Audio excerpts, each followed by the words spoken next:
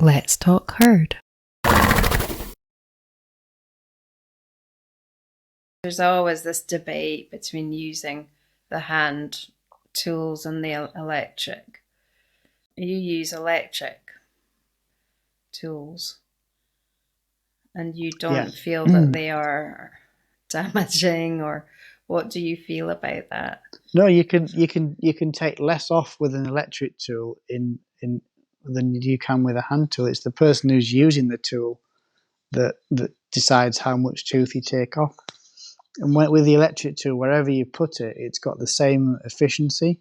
Well, you often see people on social media complaining about, or they just don't like the new, electric tools. So do you think that's just because they are from an older generation and they were used to handheld tools and they just don't understand? Yeah, and I think it's just equine dentistry has been around for a long time. So there used to be, a few people that just went out with what we call chip blades, and they would just take off very minimal amounts of tooth, not always get into the back of the mouth. And the problem is you can't see what somebody's done, whereas when you trim the feet, even though things can still go wrong, but you can see, you can check what they've done. It's very difficult for them. Yeah, you can't see. So yeah. So how would you introduce a young horse to being looked at by a dentist? How would you advise? Is there any way of preparing them? Yeah, certainly as a foal, as a yearling, just get your dentist to have a feel around the lips, the mouth, put the thumb in. I usually have a little look, put my head torch on and just sort of pull the cheek apart and just have a little look inside, just so they've got used to a strange person touching the mouth. You do that and then when they're about 2.5, you put the gag on, have a look inside, check for any caps that are loose that need to come off, quickly take those off and then leave it at that. Do a minimal amount of rasping if required, just to get them used to the idea, and have them checked every 6 months. And in general, is that okay? Does that go okay with young horses? How do they feel about that in your experience? Yeah, generally that works quite well, I find. Yeah. So would you say that the most difficult horses are just the ones that are in pain? Yeah, the most difficult would be one that's in pain, that hasn't had its teeth looked at, and it's maybe 10 to 15 years old, and you look in its mouth, it's in a lot of pain, and it just says, "Whoa, you're not coming near me, not having that. What do you think you're doing looking in my mouth? And how that hurts, get off." Yeah, it makes sense. Some of them just know, and they'll just stand there and let you do it. They'll twig and they'll be like, "Oh yes, just do it." But some of them react quite badly. So how often would you say they know that you're helping them? I mean, that's really fascinating to me that they can know. In my opinion, I think 20% of horses, maybe. Wow, that's quite high though, really. When you think that they are like flight animals. Yeah, I suppose that's, yeah. But if they've had pain in their mouth and they just associate me with pain, they sometimes say that horses don't have the power of reason, so they don't know that what I've done has actually helped reduce the pain. Some of them, I just say to them, "Oh, come on, 20 minutes of your time for a year's comfort." I think it's worth it. They probably understand that on some level. Some people know the horses really well, and some people don't. Some people think they do, but it's some people know that I'll leave her with you. She's worse when I'm here. She'll play up. If you need me, just shout me. And then you get some people that the horse is reassured by their owner being there. If it's a younger horse, maybe, for example. Do you ever find that the owners are, they do get in the way? Yeah, sometimes, and they're also sometimes more at risk than I am for injury because if they're standing next to the horse can stand on their foot. It can swing round and whack them in the head with the gag. Whereas I'm in front and I've always got one hand on the gag, so I'm in some ways safer than they are. And you get some horses that they'll start playing games and they'll start being awkward, and they will. I can almost feel them starting to threaten. Oh, I'll swing my head round. I'll jump. I'll do this, and you're constantly trying to diffuse them. Yeah. And then I get to the point, and I think it would just be better if it's just me and the horse. If you just want to go, I said you can stand over the door and watch. It's not a problem. But I said I think it would just be better if you. And sometimes the owners they're standing there and they know they shouldn't be there, but they think they should be there because I want them there. And I'm saying, I think you should just, and she's already out the door and gone by the time I've finished. So, Yeah. Because their anxiety, if they're anxious, must affect the horse, or just impatience or worry that. oh yeah, but that's one thing where if if you sedate the horses, it does remove that. That's true. Yeah. There's no anxiety.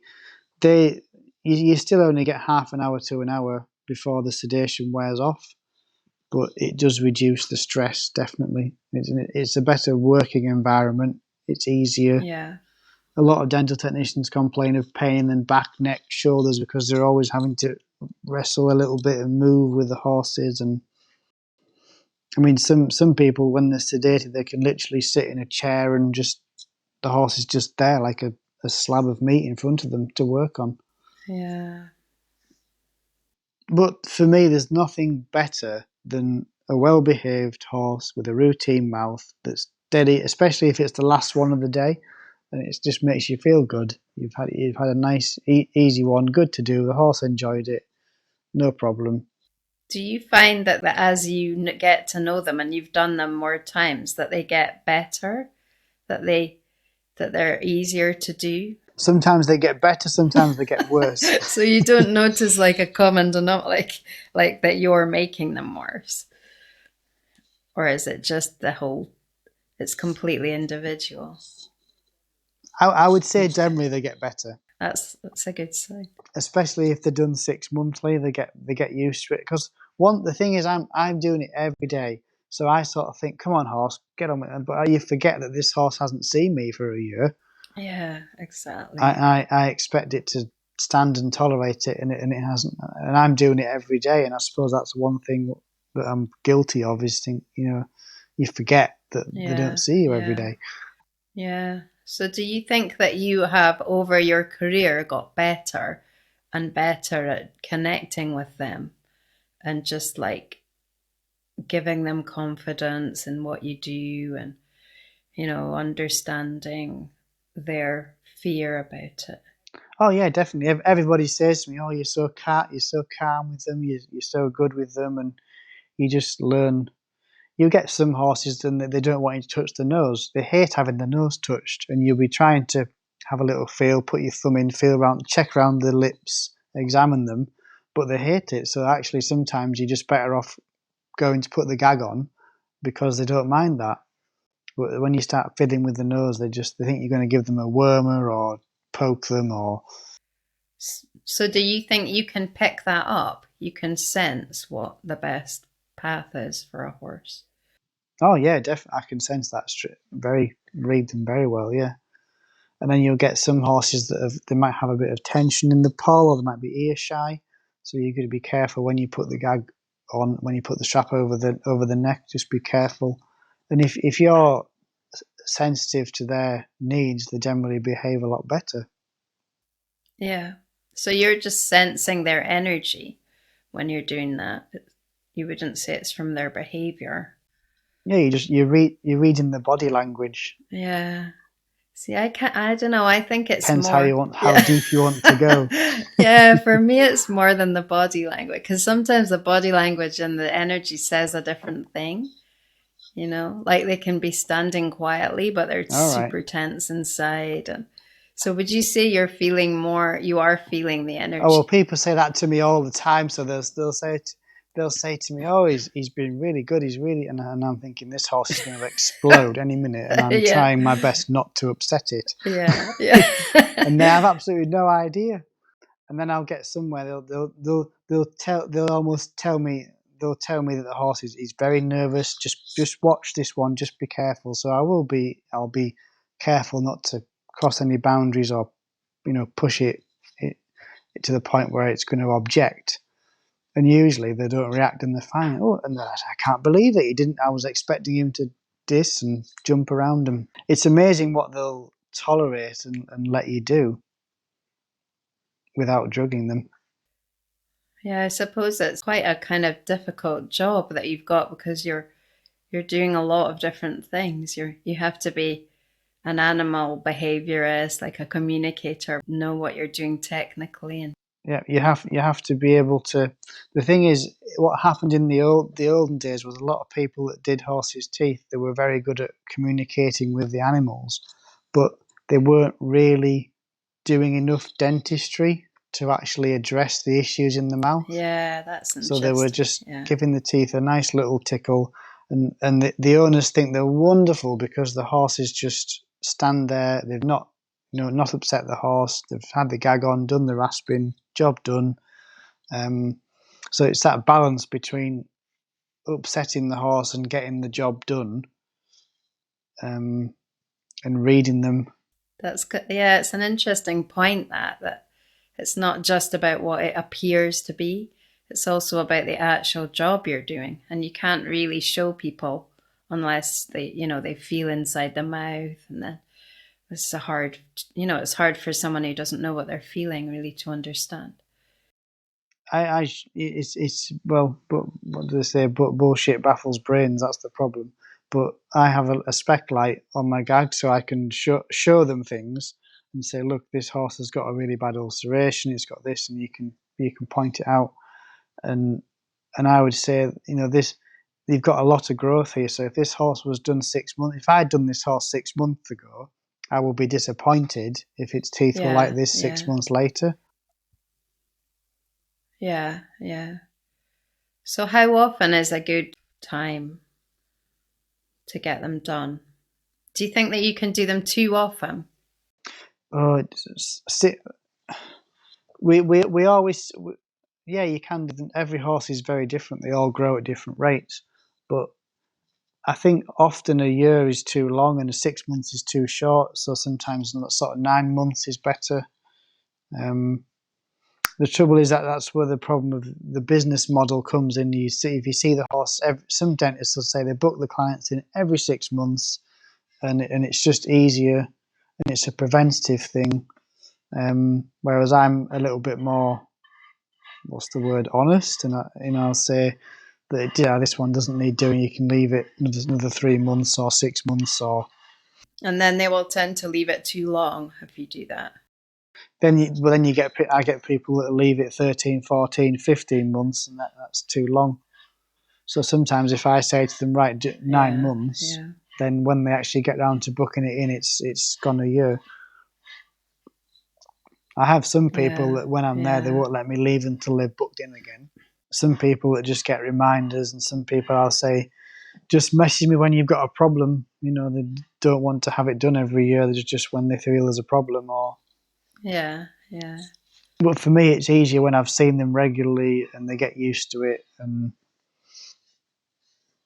rather than waiting until there's a lot of work to do. But yeah. And you would say that every horse needs to be done, or are there some horses that just don't need dentistry? oh, there's another argument. I can get started on that argument, yeah. And it's a bit like once you start doing them, you kind of have to keep doing them because they're Yes. used to it. So I mean, you could have a horse that never had its teeth done for 25, 30 years, and it doesn't get any ulceration, any sores. The skin can coat perfectly well, Hmm. and you could argue that yeah, it doesn't need doing. But then some horses will have they won't have any ulceration, but they'll have really sharp teeth. And I put my hand in, I think this horse must be feeling these teeth. It must be. I know it's got no sores, or obvious marks. But sometimes you just get a little bit of whitening of the skin or a bit of thickening. You won't actually have an ulcer or a cut. And then you'll get some horses that are absolutely lacerated from front to back, really sore, and they're going perfectly well and happy, and the owner had no idea. So it just comes down to that pain threshold and pain tolerance. Yeah. So have you become less? I mean, I don't know how you feel about it anyway, but do you like it? Does it make a difference if people ride with a bit or not? It doesn't really make a difference to their teeth. Well, you can get some horses that chew on the bit. You can get bits can damage the mouth. You can damage the straight bit, can damage the bars. They can split the lips. So bits can cause damage, but also bitless bridles that some of them work on nose pressure and face pressure. So if you've got sharp teeth where that strap is putting pressure on, they're going to be sore in the mouth. Yeah. And then it's also that the ulceration and the problems in the mouth affect the horse generally. It's not how the bit interacts with the teeth. It's what you're asking the horse to do. The horse can't do it because it's got an ulcer in its mouth. It's nothing to do with the bit. In theory, the aid from the bit is stronger, so you'll get more pressure on the bars or the jaw. So it's a stronger aid. Yeah. So if the horse is in pain, it might object more, whereas if it was bitless, it might respond less. But I've seen quite a few bitless horses that have got really sore mouths. Yeah. And you think that's because? Well, most of the horses I see are bitted. Yeah. So it's hard to tell, really. So it would be hard for me to sort of. I see very few horses that are bitless. I mean, if I see, one of the most common things I'll see is the bit just pinching the inside of the lips, and it's all about having just the right bit for that horse. And I'll say to them that it's a bit like having a pair of shoes that's just a bit too small and it's just nipping your toe all the time. It's not really causing an obvious cut or sore or damage to the bars, but it just isn't. If you get, and I'll say, did you go around cross country yesterday or do something galloping on the beach or did anything strenuous? Yeah. And they'll say, no, he's very light in his mouth. And I said, right, well, I think if you're getting this pinching all the time from just general light work, then you need to change your bit because it's nipping. They get like these little red blood blisters where they're just sort of nipping. It's just the shape of it or the way it hangs in the mouth, or again, that's another specialist field, and all I can do is point out that this bit doesn't work for this horse. And then you sometimes get damage to the bars of the mouth, which can be more painful and serious and sore. That's generally from straight bits, so I generally don't recommend straight bits at all, except for showing or doing something. But to use a straight bit for jumping or hacking or anything, they can cause a lot of damage. It's interesting that you say that you don't see a lot of bitless horses. Is that just because you would say you see more competitive riders? Yeah, just general hacking horses, but not that I'm aware of. I mean, I don't ask. I may be seeing bitless horses and not realise. But people will sometimes tell me, oh yeah, he's bitless, he doesn't have a bit in. And then I'll see horses that are not ridden that are retired as well. So what is the number one issue, you would say, with horses' mouths? Is it diet or just getting too short, being left too long? What's the main problem? Just sharp teeth, yeah. The main problem is sharp teeth and I don't know how many are badly fitting bits. Bitting issues, chewing on the bit is also one, so they can wear the first molar down from chewing on the bit. That's just a sign the horse isn't happy, and it may or may not be because of the bit. It could be a number of things, but it's saying that it's not happy. Sometimes it's just a habit and they'll always chew on the bit. So they're like sucking it back? Yeah, they're bending it back and getting hold of it and chewing it. So I usually, in that case, I say don't use a plastic happy mouth because it'll make it all rough and it'll cut them. There's a bit. I'm not going to. Well, there's for example there's the bomber happy tongue, which is a straight bit with a gentle port, and that's the only straight bit that I recommend. But even then, you still have to be very careful because if it puts too much bar pressure, it can split them open and cut them, and they can get very sore Yeah. very quickly. Another type of bit that I often recommend is a Miler Comfort snaffle, which has like a barrel joint, so it's flexible, but they can't bend it back. It only goes forwards and sideways, so it's kind of straight, but you don't get the bar pressure because it can move, but they can't. In theory, shouldn't be able to chew on it, Yeah. and it just sits. So they work quite well for horses that have the little pinch marks as well. So I recommend that quite a lot. And generally the turtle top, New Shield turtle top one, that's what I use on my horse. And my general advice is use whatever the horse goes best in. Have you tried going bitless with your horse? No, I've done it with a head collar up to the field a few Yeah. times.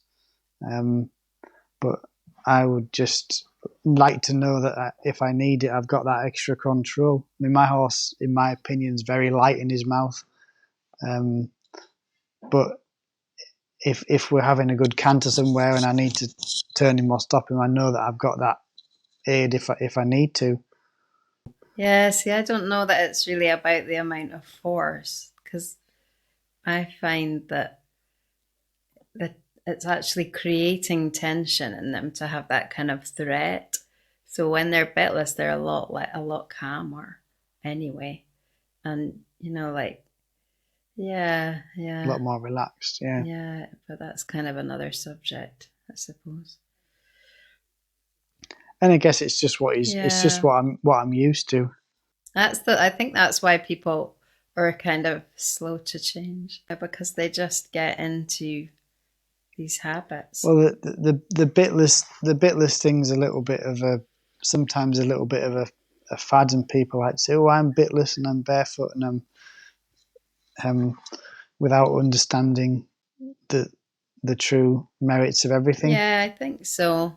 Um, I also think that yeah, it really is a kind of solution to a lot because shoes, bits, they're all like covering things up.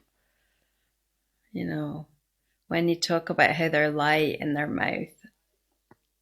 Well, I obviously since I met you, I went barefoot with our horses, and my mum's are the same.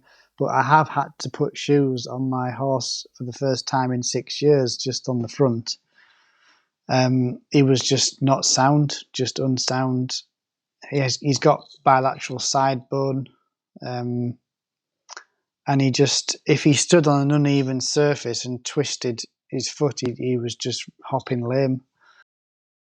So he's had to have shoes on to stabilize the foot, which is not what you want. You don't want it, but in his the way his feet are, he needs it, and he is going a lot better. And I've always tried for years to Yeah, keep his feet straight. He's slightly pigeon toed, and I've had to put shoes on. So I didn't want to, it's but like a kind of yeah, it's kind of like a compromise because it does kind of numb things a little bit in their feet. it's numb things, and making his foot more rigid, um, which is what you kind of don't want to do. But he needs that rigidity and support in his foot because for whatever reason his bones haven't been able to cope with his conformation. So It's a little bit like people who have an uneven pelvis, and so they'll put a support in their shoe to help even it up. So you're just compensating. You're not really working with the unevenness, but sometimes it's just not yeah. possible for whatever reason. Well, at first the farrier tried to put this like glue under his feet to make Yeah. his foot more rigid. And then he did say the trouble is once we start shoeing him, you'll probably have to keep shoeing him because you'll be reliant on that support. So I might try and take them off this winter and try again with the boots for a bit and see. I tried with different boots. He didn't really go a lot better in the boots. Yeah. He was kind of the same. So anyway, we've digressed from teeth, bitless feet. Yeah. Is there anything that you would like that you think is important about what you do that you want to talk about? Anything I think is important. I think it's important to not let the art of rasping teeth die, because it's an art and a skill. I'm trained to recognise pathology as well, a bit like a farrier would. He recognise an abscess or a thrush, but he Right. also Yeah. we're also balancing the horse's mouth, and a lot of the vets, they focus on the pathology and extractions and major problems and broken teeth, and they forget about the basics. And managing the diet and balancing the mouth can prevent these major problems from happening. It's a bit like servicing your car. If you could get a brand new car, never change the oil in the car, and it might do 100,000 miles before it blows up, if you're lucky, or it might not. But if you change the oil regularly, it can make a big difference and prolong the life of the engine.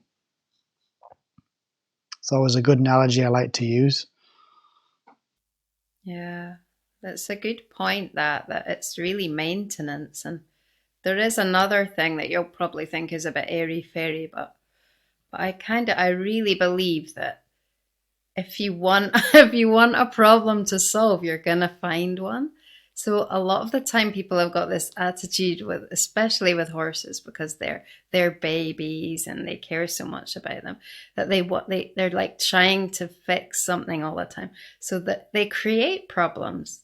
Problems happen because that it's filling that gap. And if you just allow them to be healthy. Yeah. Oh no, I totally get that. Yeah. Yeah. Because I do think that health is a coherence in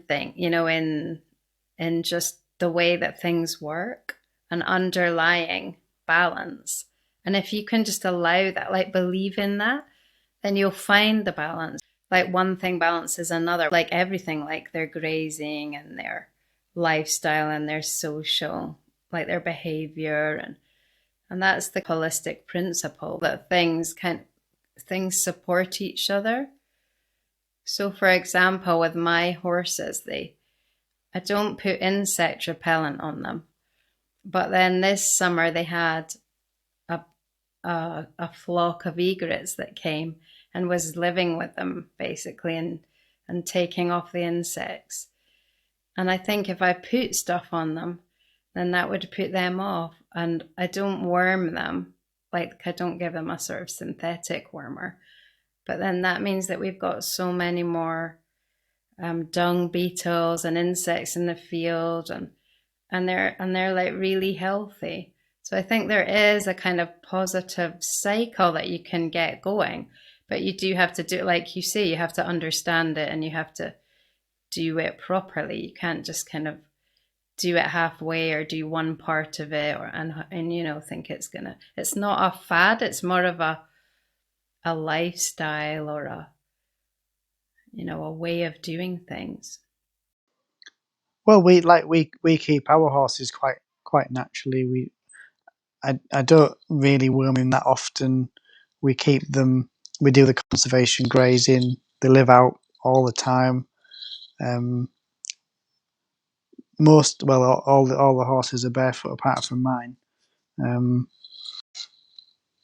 so we try and keep them as naturally as possible. They are just happier like that, and if that matters to you, I think it's great. So I'm just thinking of what we haven't covered, really. What have we not covered about the subject? So horses' teeth, They don't grow like rodents all the time, but they have a certain amount of tooth, don't they, for their lifetime? No, they continuously erupt. So they've got a set amount of tooth within the jaw, and it erupts out, and it's designed to last Yeah, 25 to 30 years. So that's where the argument comes in. If you're over filing the back teeth, you are actually shortening the life and yeah. reducing the life of the teeth. But in theory, you're just taking off the bits that haven't worn away. So it's that lack of wear that you're taking off rather than overwearing the teeth. And presumably they'll wear more if they're unbalanced as well. So they'll wear in an unbalanced way. Yeah, I mean, yeah, and if you know, you ask any dentist, if they look at like a brood mare, for example, that lives out all the time in the field, it will have a much better mouth than a horse that's stabled for prolonged periods on a higher concentrate diet. You'll get the same answer off everybody. So the more natural you can keep it, the better. But everybody can only keep the horses the best way they can in the conditions or environment or facilities that they've got. Yeah. And what happens when their teeth run out? I mean, you basically have to replace the hay, don't you, with something more bioavailable or Yeah, so what they will either wear down to yeah, nothing and become shiny and polished, or they will develop gum disease and the teeth will become loose or they'll expel the teeth. Either way, they will need more mash feed. They can usually manage with grass for sort of 2 to 3 years right. after they can't manage hay. So the more turnout they can have, the better. And then yeah, it's just giving them as much concentrate, fast fibre, calm and condition type feed, oil, to replace anything that's already ground up and processed. So I usually tell people when they've got teeth that are failing to avoid chaffs and mixes, then Right. get a cube or a mash, or you can get grass nuts. You can even buy finely chopped hay replacement cubes. So you don't want to give them chaff. Chaff's not a good idea. Because if they have teeth that are failing, then it's not the best of ideas because it can increase Okay. the risk of choke and colic because they're not chewing it properly, and they also won't be able to digest it. I think the fibre lengths want to be about 5 mil, but as they get older, they increase more, sort of 10 to 15 to 20 mil, and the bacteria can't. They haven't got the surface area to digest it efficiently anymore. Yeah. So grass nuts or lucerne nuts, that kind of thing, and oil. Yeah, and anything that you could eat yourself, then yeah, you could, even if you really wanted to, you could sort of blend up carrots and apples into a juice and pour the juice into a feed and use that. Like a smoothie. They might be able to manage apples and carrots, like a smoothie. Yeah, And presumably they can live like that for a long time. yeah, they can. Yeah, certainly a good 3 to 5 years. They Yeah. can cope quite well. You look at the old mare that you had, Remy.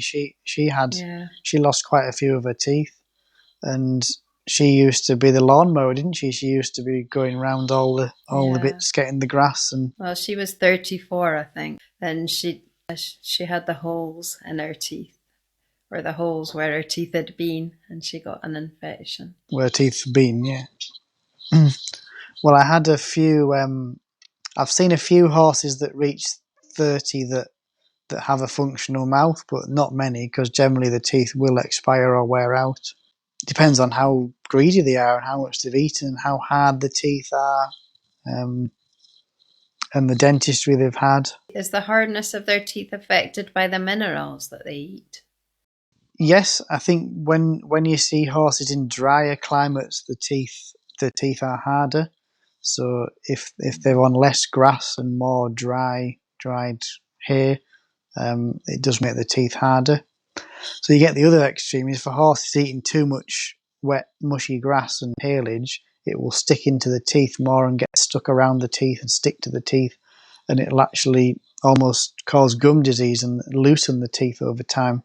So it's a balance between having that dryness and but having the grazing to wear the teeth down naturally. And donkeys have harder teeth than horses because it's just genetic as well. Yeah. What's the worst thing you can ever think of that you've seen in a horse's mouth? How would you define worst? What, the worst financially, the worst for a young horse, or the worst for? It's always a difficult question to answer that. Just the most extreme thing. The worst thing I've ever seen is a half severed tongue from a bit or a chiffney. Oh my God. Right. And I've got a horse that I've done recently that's got this problem, and she bought it with a 5-stage vetting, and they said it had a scar on the tongue. And she asked me, she said it's been bleeding from its mouth. Can you have a look at it and see if you can see what's wrong? And I looked, and it had sort of healed over, but underneath, when I pulled it back, it was all red and raw, and it couldn't knit back together. So I referred it to a specialist vet, and he came and sort of recut it and stitched it. But the horse has obviously been traumatized. It's been used. It's had draw reins on to make it pull its head in whilst having this bit and tongue trauma. So it's just got Yeah. massive psychological issues. It can't maintain a contact. It's not happy. So yeah, that is for me more traumatic than having a bad tooth. You would have thought that would be a candidate for bitless. Yeah,